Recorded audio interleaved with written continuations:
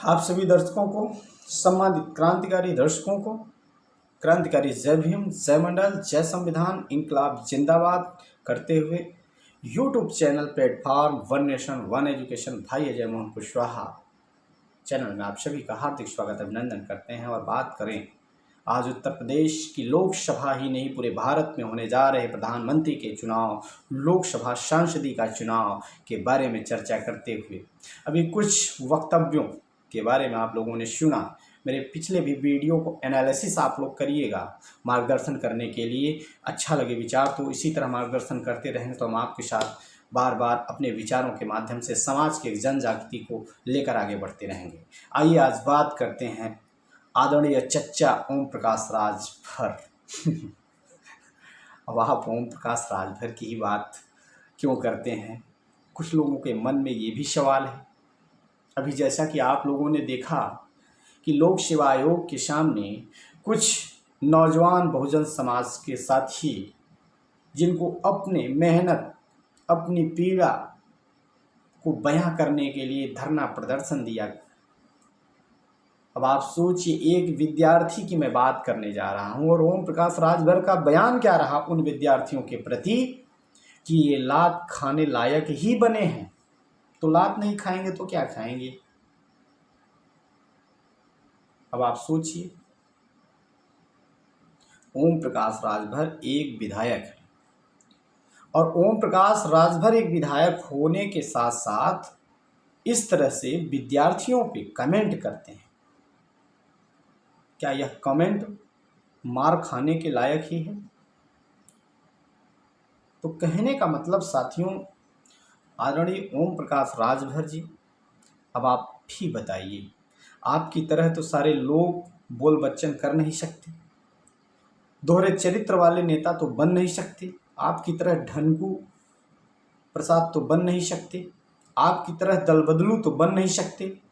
तो गांव के गरीब किसान मजदूर के बच्चे इलाहाबाद, दिल्ली, कलकत्ता, बम्बई अपने खून पसीना मेहनत की कमाई उनके मम्मी पापा गार्जियंस फूंक करके पढ़ाते हैं, और जब एक उनको पेपर देने की बारी आती है तो पता चला इतने बच्चे मेहनत करके परीक्षा केंद्र स्थल तक पहुंचते हैं और दूसरे दिन पता चलता है कि पेपर ही लीक हो गया। आखिर क्यों? आप भी तो बैठे हैं उसी भाजपा शासनकाल में, आप भी तो वहीं बैठे हुए हैं। आखिर आपके शासनकाल में ऐसा क्यों हो रहा है? आप तो अपने मंत्री पद को लेने के लिए परेशान हैं। आज तक आपको मंत्री पद नहीं दिया गया और मिलने वाला भी था तो आपने बयानबाजी से इस तरह से पुनः आपने क्या किया? अब आप सोचिए आदरणीय चच्चा ओम प्रकाश राजभर जी, अब विचार आपको ये करना है कि आपको अपनी विधायकी या सांसदी कैसे बचाना है आने वाले समय में, क्योंकि आपने समाज को हमेशा थोड़ा सा उठाने के बाद गड्ढे में गिराने का काम करते हैं। आप उस विचारधारा के लोग हैं, बाबा साहब अम्बेडकर की विचारधारा के लोग हैं, माननीय कांसीराम की विचारधारा के लोग हैं, और उस गोद में जाके सो रहे हैं जहां सपेरों का काफिला है, जहां काले नाग पाए जाते हैं, और वह काले नाग हमारे बहुजनों को डसने का काम करते हैं। आपको विधायकी चाहिए, सांसदी चाहिए, उससे मतलब है, लेकिन एक समाज के SC ST OBC समाज के ऊपर शोषण, अत्याचार और विद्यार्थियों को गाली तक आपने दे दिया, उससे कोई फर्क समाज को नहीं पड़ेगा क्या? मैं आप सबसे पूछना चाहता हूं मेरे प्यारे दर्शकों, आप किस मिट्टी के हैं?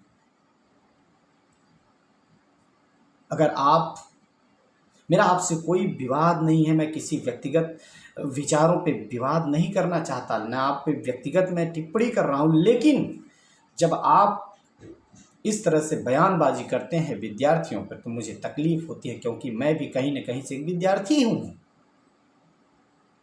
अब आप बताइए आदरणीय ओम प्रकाश राजभर जी, मैं आपसे सवाल करना चाहता हूं, आप एक विधायक हैं, अगर आप शिक्षा की बात करते हैं, संविधान की बात करते हैं, तो आपके गांव में एक सरकारी प्राथमिक पाठशाला होगा। आप जिस गांव में रहते हैं या अगल बगल ही नहीं, पूरे आपके क्षेत्र में सरकारी प्राथमिक पाठशालाएं हैं। क्या अपने बेटे अरुण राजभर के लड़के को प्राथमिक पाठशाला में पढ़ा सकते हैं क्या? क्या उन गरीब, शोषित, पीड़ित, वंचित लोगों के, कमेरावादी लोगों के साथ अपने बच्चों को बैठा के सरकारी प्राथमिक पाठशाला में पढ़ा सकते हैं क्या? वह जब बच्चा बड़ा हो जाएगा तो आप कहाँ पढ़ाएंगे? महंगे कॉन्वेंट विद्यालयों में पढ़ाएंगे अपने बच्चे को, हो सकेगा तो फॉरेन कंट्रियों में पढ़ाएंगे, विदेश भेज करके पढ़ाएंगे। क्यों? आपको इतना नहीं पता है? जैसे आपका दोहरा चरित्र है, वैसे भारत की शिक्षा व्यवस्था का दोहरा चरित्र बन चुका है, और वह दोहरा चरित्र समाज को पूरी तरह नस्ते नाबूद कर रहा है। हम उस दोहरे चरित्र का अगर संवाद करेंगे तो आप जैसे लोगों ने इस समाज को बेचा है। अब आप सोचिए, शिक्षा का दोहरीकरण नीति, एक सरकारी विद्यालय में पढ़ने वाला बच्चा और एक कॉन्वेंट में लाखों रुपए महीने देकर के पढ़ने वाला बच्चा। अब सोचिए, जब सरकारी नौकरी की लेने की बारी आती है चच्चा जी, तो वही पेपर एक कॉन्वेंट में पढ़ने वाला बच्चा देता है, वही एग्जाम, वही पेपर एक सरकारी में पढ़ने वाला बच्चा भी देता है। आखिर क्यों? हम तो शिक्षा समानता की बात करते हैं, हम शिक्षा समान होने के अधिकार को मांगते हैं, परंतु ऐसा नहीं है। आज भारत में शिक्षा बिक रही है। जिनके पास पैसे हैं उनके बच्चे कॉन्वेंटों में पढ़ते हैं, जिनके पास पैसे नहीं हैं उनके बच्चे सरकारी विद्यालय में खोरिया और बोरिया। खोरिया आपका बच्चा सरकारी विद्यालय में लेके घूमे, अब बोरिया उनके मम्मी पापा कोटेदार के यहाँ लेके घूमे।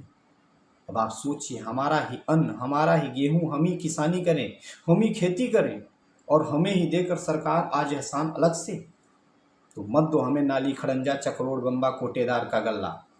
परंतु इतना आदरणीय ओम प्रकाश राजभर जी, आवाज तो उठा दीजिए कि नाली, खड़ंजा, चकरोड़, बम्बा मत दो। अगर एक मंत्री, मिनिस्टर, IAS, PCS का बच्चा इलाहाबाद, दिल्ली कॉन्वेंट में, फॉरेन कंट्रियों में जाके पढ़ सकता है, तो हमारे भी बच्चों को वही अधिकार दो।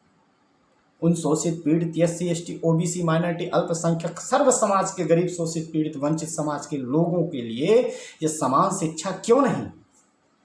क्या आप उसके लिए अपने विधानसभा में आवाज कभी उठाए क्या? आप तरह तरह के मुद्दों पे बात करते हैं, किसी को नीचा दिखाने का काम करते हैं, परंतु कभी शिक्षा पे बात नहीं करते। आदरणीय ओम प्रकाश राजभर जी, थोड़ा तो शर्म करो। आपसे मैं आग्रह और निवेदन करूंगा, आप हमारे आदरणीय हैं, मैं आपका बहुत सम्मान करता हूं, आपके विचारों का बहुत सम्मान करता हूं कि कम से कम आप कुछ भी हैं लड़ रहे हैं, लेकिन गलत रास्ते पे लड़ रहे हैं। अगर आपको अपने बहुजनों की आवाम की आवाज़ को उठाना ही है तो अपने बहुजनों के बीच में आकर उनके साथ गद्दारी मत करो, उनके साथ कंधे से कंधा मिला करके उनको साथ लेकर के चलो, क्योंकि ये सबको पता है जन्म हुआ है तो मृत्यु निश्चित है। अगर मृत्यु निश्चित है तो आदरणीय ओम प्रकाश राजभर भी, हमको भी मरना है, आपको भी मरना है। उस इतिहास को बनाओ जो बाबा साहब अम्बेडकर ने बनाया, उस इतिहास को याद करो जो ज्योतिबा फूले ने बनाया, माता सावित्री बाई फूले ने बनाया। तमाम विचारों के साथ मैं सभी दर्शकों का हार्दिक स्वागत अभिनंदन करता हूं, और विशेष रूप से आदरणीय ओम प्रकाश राजभर से मैं निवेदन करता हूं कि अपने दिए हुए बयान के ऊपर विद्यार्थियों से माफ़ी मांगने का काम करें, अन्यथा आपको समाज कल भी बहिष्कार करता चला आ रहा है और भी बहिष्कार आपका होना निश्चित है। इसलिए आप आइए, बहुजनों के साथ लड़िए, और बीजेपी में आपका कोई जगह नहीं है। आपको बीजेपी जब तक गड्ढे में कुदा नहीं देगी, एकदम ख़त्म नहीं कर देगी, दफना नहीं देगी, तब तक आप भी नहीं मानोगे, फिर वही मुँह बना के चले आओगे। आदरणीय ओम प्रकाश राजभर चच्चा जी। तो अपनी राजनीति आपको करना है, तो आइए बहुजनों के साथ मिलकर करते हैं। आप सभी दर्शकों का तहे दिल से हार्दिक स्वागत अभिनंदन करता हूं और विदा लेता हूं। अगले वीडियो में पुनः नए विचारों के साथ मिलते हैं। क्रांतिकारी जय भीम, जय मंडल, जय संविधान, इंकलाब जिंदाबाद। धन्यवाद।